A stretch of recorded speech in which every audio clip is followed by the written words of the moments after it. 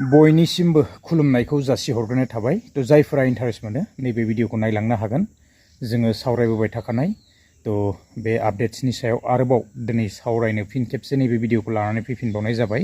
Interesting update, स' नोंथांमोना नैबे भिडिअखौ नायलांनो हागोन जायफोरा इन्टारेस्ट थानाय। बिदिब्ला जागायलांदिनि जोङो सावरायनो लादों जिथुनिखि पिएम किसान ना, तो पिएम किसान रांखौ निस्सय बयबो मोनजोबखाबाय जानांगौ। गोबां दिन बेबायदिनो नेनानै दङमोन आरो अपेक्षा खालामनाया जोब्बाय आरोना। फाइनालि फैसाखौ मोनबाय मैयाहायनो बेबायदि क्रेडिट जादों जानांगौ एकाउन्टआव बयनावबो, आरो बयबो नेनानै दङमोन।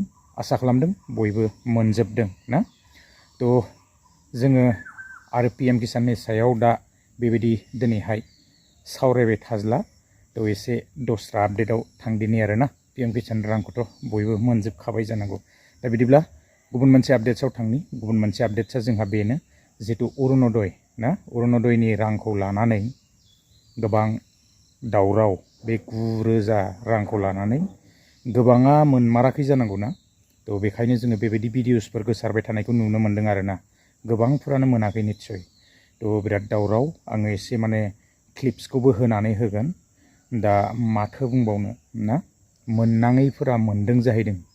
बेबायदिनो जाखायो आरो बिदिया माथो बुंबावनो ना। दाखालि जोङो गेजेर ससेयाव नुलायबाय जितु 2 लाखनि दावराव आरो बेजों लोगोसे 10,000नि दावराव ना।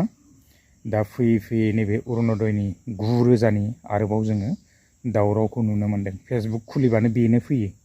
मा जाबावगोन दा, मोननाङैफ्रा मोनदों जाहैदों। तो मा बुंलांदों आङो एसे भिडिअ क्लिप्सखौ होनानै होनोसै। रायजो राजाफ्रा बिराद दुखु मोन्दों, बिखेखके आइजोफोरा ना। ओरैबायदि दुखु मोन्दों माने आसा खालामनानै दङमोन जेरावनाखि 9,000 रां बयनोबो होगोन होननायखाय ना। तो बिदिब्ला आं एसे भिडिअ क्लिप्सखौ होलांदिनि आरो भिडिअ क्लिप्सखौ होनानै आङो दिनैनि भिडिअखौ बेसेखिनियावनो फोजोबथ'नाय जाबाय। गोजोन्थों। नेक्स्ट भिडिअ लोगो मोनगोन। बाय। অৰুণোদয় আঁচনিৰ ধন পাব লাগে কোনে আৰু 1250 টকা পাইছে কোনে? জুনাইত অৰুণোদয়ৰ হিতাধিকাৰী হ'ল কলেজ শিক্ষয়িত্ৰী। চিমেণ্ট চাপৰি মহাবিদ্যালয়ৰ অধ্যাপক সুলেখা কোঁৱৰ হ'ল হিতাধিকাৰী। ব্যৱসায়ী তথা জোনাই মণ্ডলৰ বিজেপিৰ সাধাৰণ সম্পাদক দীপেন বৰুৱাৰ পত্নীৰ নাম সোমাল হিতাধিকাৰীৰ তালিকাত।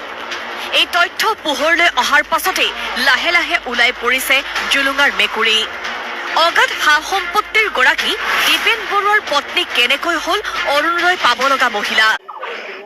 বহুত বেয়া লাগিলে মোক। নিজৰ দাদালে ইয়াৰ সন্মান কৰিছিলোঁ তাক। যিসকলে মানে সেইটো আঁচনি নেপালেও মানে চলিব পাৰে সেইসকলক দিয়ে, কিন্তু আমাৰ এইবিলাক ধৰি লওক কিছুমান অৱস্থা নাইকিয়া মানুহ সেইবিলাকে পাব লাগে সেইবিলাক আঁচনি। চৰকাৰে চবকে দিব লাগে, চবকে সমান চবকে চাব লাগে, সেইটো বিচাৰোঁ মানে আমি।